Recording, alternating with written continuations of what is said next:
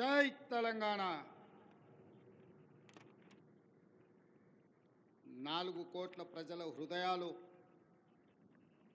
ఆనందంతో ఉప్పొంగే పర్వదినం ఇది. తెలంగాణ అస్తిత్వానికి, ఆత్మగౌరవానికి పట్టాభిషేకం జరిగి దశాబ్ద కాలం పూర్తయింది. రాష్ట్ర సాధన కోసం ప్రాణాలు అర్పించిన అమరులకు ఈ సందర్భంగా నా నివాళులు అర్పిస్తున్నాను.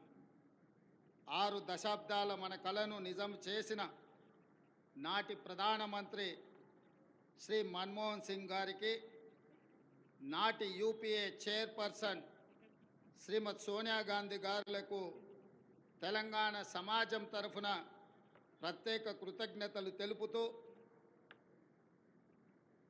4 కోట్ల తెలంగాణ ప్రజలకు తెలంగాణ ఆవిర్భావ దినోత్సవ శుభాకాంక్షలు. స్వేచ్ఛ తెలంగాణ జీవన శైలిలో భాగం. బానిసత్వాన్ని తెలంగాణ భరించదు. ప్రేమను పంచడం, పెత్తనాన్ని ప్రశ్నించడం మన తత్వం. ఆకలినైనా భరిస్తాం కానీ స్వేచ్ఛను హరిస్తే సహించం. దాశరథి చెప్పినట్టు తెలంగాణ అమాయకపు నెరజానే కానీ అన్యాయం జరిగితే తిరగబడే నైజం కూడా మనలో ఉంది. సంక్షేమం ముసుగులో ప్రజాస్వామ్యాన్ని చెరబట్టాలని చూస్తే తెలంగాణ భరించదు. ప్రాంతేతరుడు ద్రోహం చేస్తే పొలిమేరల వరకు తరిమి కొడతాం. ప్రాంతం వాడే ద్రోహం చేస్తే ప్రాణాలతోనే పాతి పెడతాం అన్న కవి కాళోజీ మాటలు అక్షర సత్యాలు. మిత్రులారా, డిసెంబర్ 7, 2023న ప్రారంభమైన ప్రజాపాలనలో స్వేచ్ఛ పునరుద్ధరణకు మొదటి ప్రాధాన్యత ఇచ్చాం. ముళ్ళ కంచెలు, ఇనుప గోడలు తొలగించాం. పాలకులు పాలితుల మధ్య గోడలు బద్దలు కొట్టాం. మున్సిపల్ కౌన్సిలర్ నుండి ముఖ్యమంత్రి వరకు ప్రజలకు అందుబాటులో ఉండే పాలన తెచ్చాం. మేం సేవకులం తప్ప పాలకులం కాదన్న నిజాన్ని నిరూపించాం. ప్రగతి భవన్ను మహాత్మా జ్యోతిరావు పూలే ప్రజాభవన్గా పేరు మార్చి ప్రజలకు అందుబాటులోకి తెచ్చాం. అక్కడ ప్రతి మంగళ శుక్రవారాల్లో ప్రజావాణి కార్యక్రమాన్ని నిర్వహిస్తున్నాం. ప్రజల సమస్యలు నేరుగా విని పరిష్కరిస్తున్నాం. ఆనాడు సచివాలయంలోకి ఈరోజు సామాన్యుడు కూడా రాగలిగే పరిస్థితి తెచ్చాం. ఇందిరా పార్కులో ధర్నా చౌక్కి అనుమతి ఇచ్చాం. మీడియాకు స్వేచ్ఛనిచ్చాం. ప్రతిపక్షానికి గౌరవం ఇచ్చాం. మా నిర్ణయాల్లో లోటుపాట్ల సమీక్షకు అవకాశం ఇస్తున్నాం. తప్పులు జరిగితే సరిదిద్దుకోవడానికి సిద్ధంగా ఉన్నాం. మేమే సర్వజ్ఞానులం అన్న భ్రమలు మాకు లేవు. అందరి సలహాలను, సూచనలను స్వీకరించి చర్చించి ముందుకు వెళుతున్నాం. ప్రజలకు స్వేచ్ఛ, సామాజిక న్యాయం, సమాన అవకాశాలు ఇవ్వాలన్నది మా ప్రభుత్వం యొక్క ప్రాధాన్యత. జూన్ 2, 2014 నాడు తెలంగాణ భౌగోళిక ఆకాంక్ష నెరవేరింది. అంతటితో మనం లక్ష్యం చేరినట్టు కాదు. ఉద్యమ లక్ష్యాలు, అమరుల ఆశయాలు సాధించిన నాడే తెలంగాణ సాధనకు సార్థకత వస్తుంది. దశాబ్ద కాలం అన్నది ఒక మైలురాయి. ప్రజల ఆశలు, ఆశయాలు నెరవేర్చడంలో మనం ఎక్కడ ఉన్నామన్నది సమీక్షించుకోవాల్సిన సందర్భం ఈ దశాబ్ది ఉత్సవం. నేను రాజకీయ విమర్శల జోలికి పోను, కానీ చరిత్రను సమీక్షించుకున్నప్పుడే భవిష్యత్తుకు పునాదులు వేసుకోగలం. తప్పప్పులను గుర్తించి దిద్దుబాటు చేసుకోవడం విఘ్నుల యొక్క లక్షణం.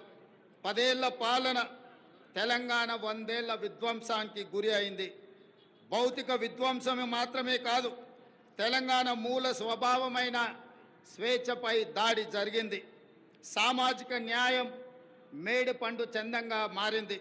ప్రజలందరికీ చెందాల్సిన రాష్ట్ర సంపద గుప్పెడు మంది చేతుల్లోకి చేరింది. తెలంగాణ సంస్కృతి, సాంప్రదాయాలు విధ్వంసానికి గురయ్యాయి. ఆర్థిక విధ్వంసం సంగతి చెప్పనక్కరలేదు. ఇదంతా గతం. ప్రజలే, ప్రజల కోసం, ప్రజల చేత ఎన్నుకోబడిన ప్రభుత్వం ఇప్పుడు తెలంగాణలో ఉంది. ప్రజాప్రభుత్వంలో జరుపుకుంటున్న మొదటి ఆవిర్భావ దినోత్సవం ఇది. అందుకే ఈ ఆవిర్భావ దినోత్సవానికి చరిత్రలో ప్రత్యేక స్థానం ఎప్పటికీ ఉంటుంది.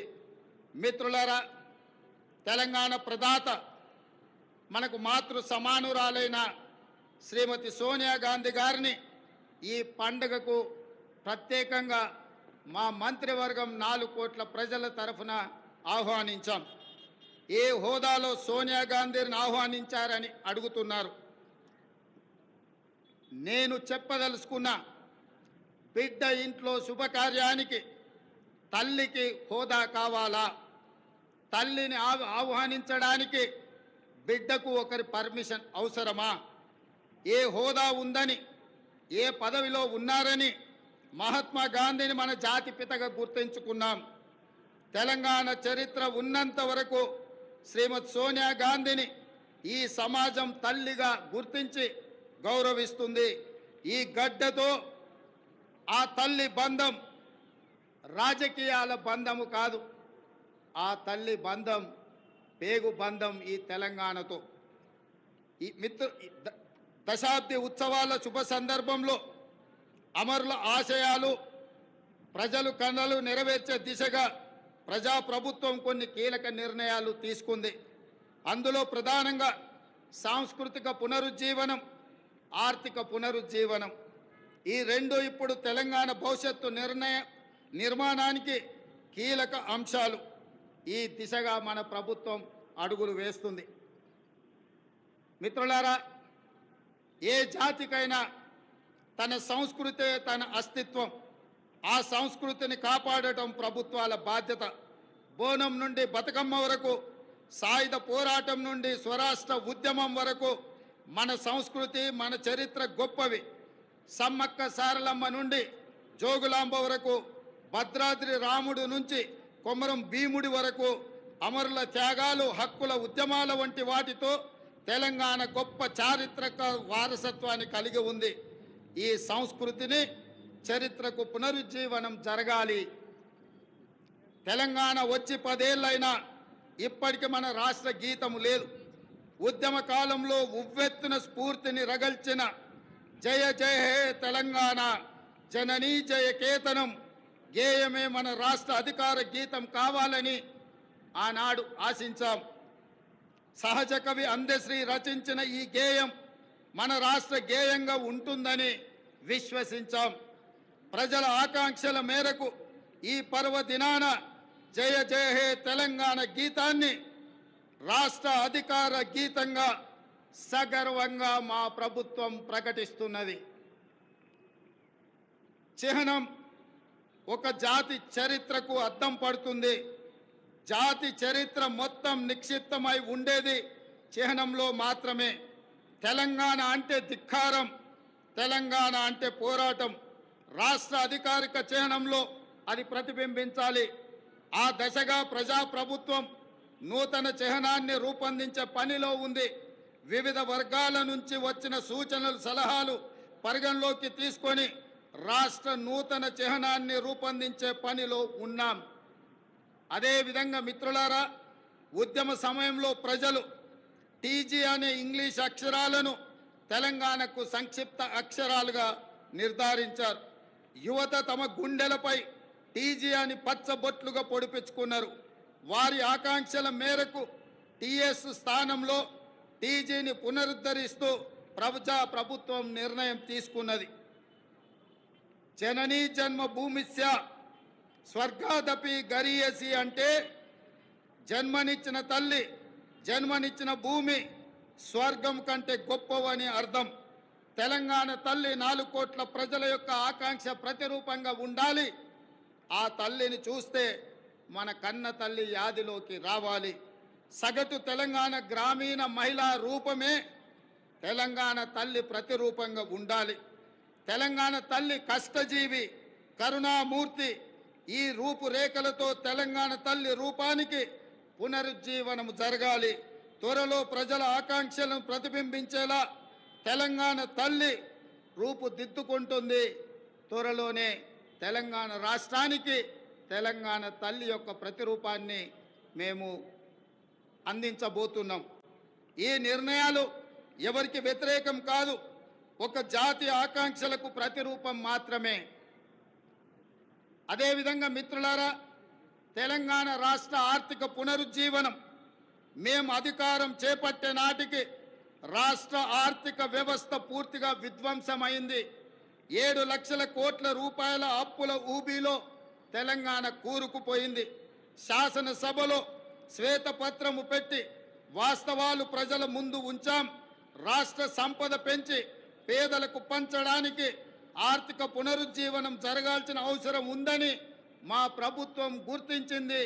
మా ప్రభుత్వం ఆ దిశగా ప్రయత్నం చేస్తుంది.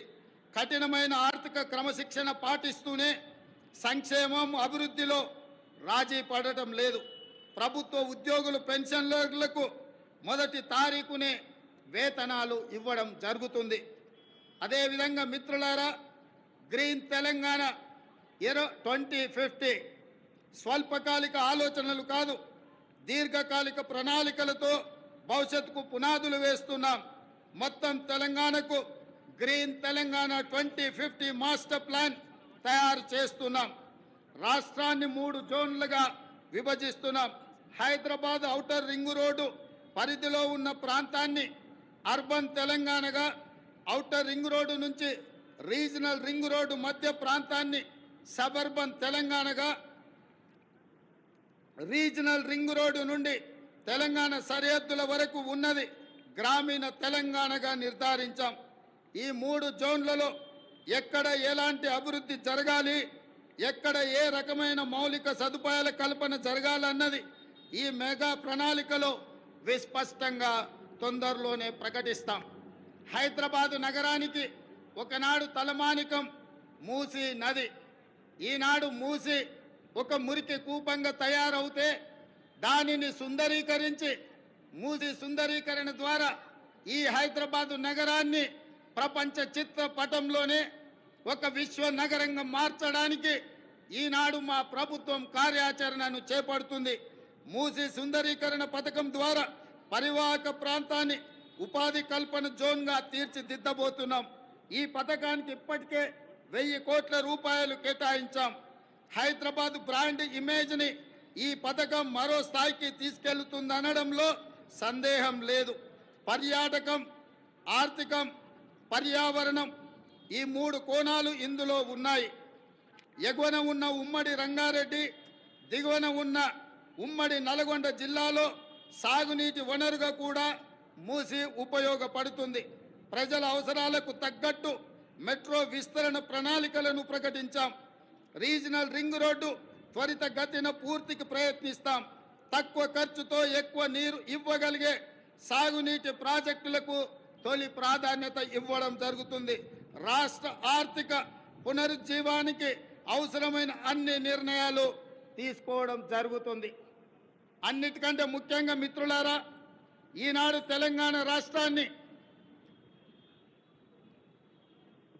ముఖ్యంగా ఆనాడు ఉద్యమంలో ఉవ్వెత్తున పాల్గొన్న తెలంగాణ యువత ప్రభుత్వాల నిర్లక్ష్యం వల్ల ఈనాడు డ్రగ్స్ మహమ్మారి వైపు, గంజాయి వైపు మళ్ళీ ఈరోజు తెలంగాణ సమాజాన్ని నిర్వీర్యం చేసే కుట్ర జరుగుతుంది.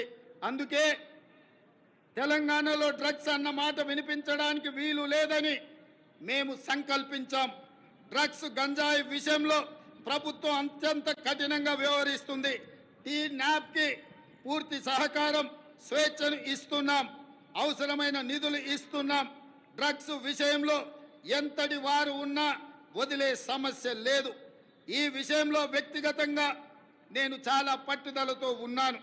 మన భవిష్యత్తు, యువత భవిష్యత్తుకు సంబంధించిన ఈ అంశం, అందుకే ఉక్కు పాదంతో అణిచివేయాలని మా ప్రభుత్వం సంకల్పించింది. డ్రగ్స్ ఫ్రీ తెలంగాణ ప్రభుత్వ పరంగానే కాదు, వ్యక్తిగతంగా నేను ఎంతో ప్రాధాన్యతను ఇస్తున్నాను.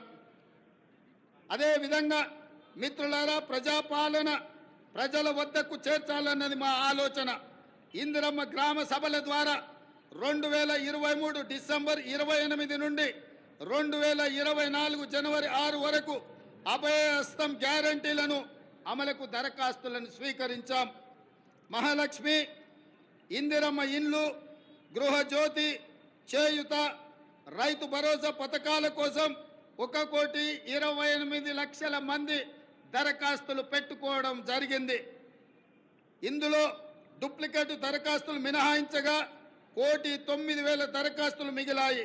ఈ దరఖాస్తులను కంప్యూటరీకరించి ఈ సమస్యలన్నిటిని కూడా పరిష్కరించి తెలంగాణ రాష్ట్రంలో పేద ప్రజలందరికీ సంక్షేమ పథకాలను అందుబాటులోకి తీసుకురావాలని నా మంత్రివర్గం ఉక్కు సంకల్పంతో ఈరోజు పనిచేస్తుంది. అదేవిధంగా మిత్రులారా, అధికారంలో వచ్చిన 48 గంటల్లోనే